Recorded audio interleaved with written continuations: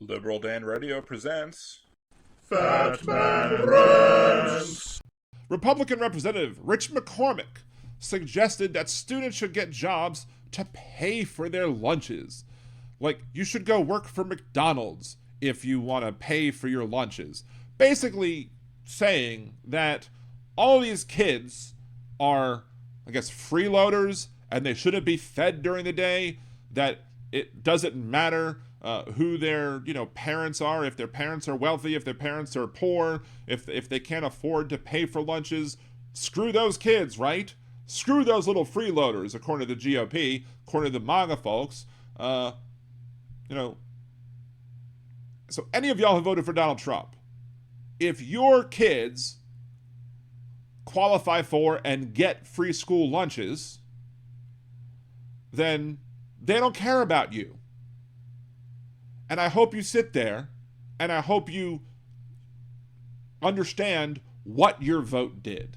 Because I have no qualms in saying that this is something that's realistic, that could happen, and that probably will happen, especially with all the funding crap that has gone on. His blanket thing. Again, the theme of this show is that Donald Trump is swatting flies with hammers. So the other day, he basically wanted to stop pretty much all federal funding for almost programs and grants and everything. And that caused the people to be like, well, I don't know what to do. I don't want to get fired. I don't want to lose my job. So there's no guidance in this order. His orders are not well thought out. They're just blanket statements to just quash everything and then see what breaks. And then we'll return it later if it's broken. That's not the way you do things. You don't just start, you don't fix the car by taking all the parts out. You fix the car by diagnosing the problem and then fixing the part of the car that needs to be fixed. But that's not how he's doing it. Again, he's swatting flies with hammers.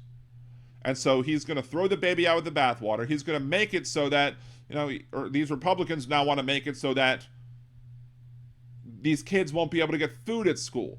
Getting food at school and being able to be nourished and not be hungry during the day is one of the main things you could do to help these people, help these kids learn better, because you learn better if you're not starving.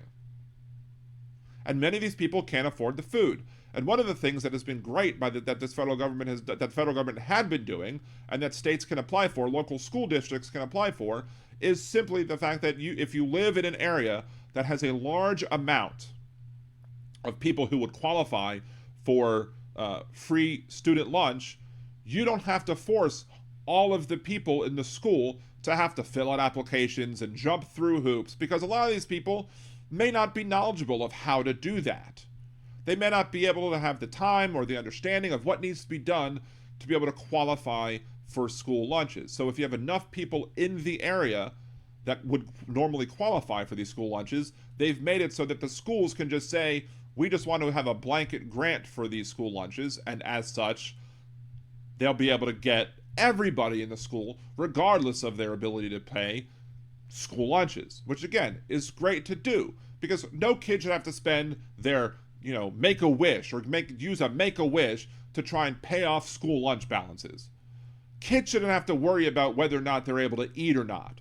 So allowing a kid to get breakfast and lunch at a school at least gives them 2 well-balanced meals of the day. Now, I remember school lunches. Not all of them were the best. Some of them are horrible. Some of them are good. I remember fondly enjoying the little bread tangles of pizza.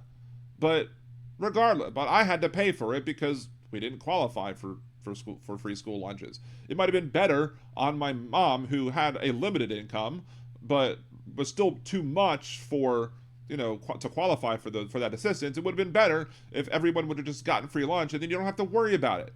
You eliminate the bureaucracy of the whole thing and just make one form that each school fills out. Boom, there you go, done. But apparently the MAGA folks view these little kids as freeloaders and expect them to go to work. So I guess we're going to see little 8-year-old Timmy going into school and having in his McDonald's uniform because he has to leave school and then go flip fries. Because people with 8-year-old mentalities can at least flip fries. We know that because we saw Donald Trump doing the fries at a McDonald's. So if Donald Trump can do it, an 8-year-old can do it.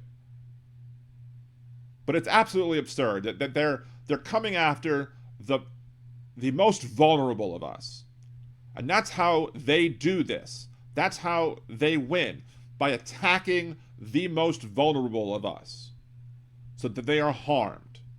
So if this were able to come to pass, I hope it affects all the people that voted for Trump first. Although in reality, I really don't hope it affects anybody, because it's not the kids' fault that their parents voted for Donald Trump in the first place. The kids shouldn't be punished because their parents voted for a moron. So no, I really don't hope. I generally hope that all of the harms that Donald Trump is going to do is going to hit his supporters first. Those kids aren't supporters. Those kids are victims of their parents' crappy voting behavior. And they shouldn't be punished. But if the MAGA folks have their way, there will be. Which is why Hillary Clinton, back in 2016, called half of the people who are MAGA a basket of deplorables. And in reality, at this point, it's more than half. What do you think? Agree, disagree? Leave your comments down below. Remember to like the video, share it, subscribe to the channel, and of course, have a good day. Unless you're a Nazi.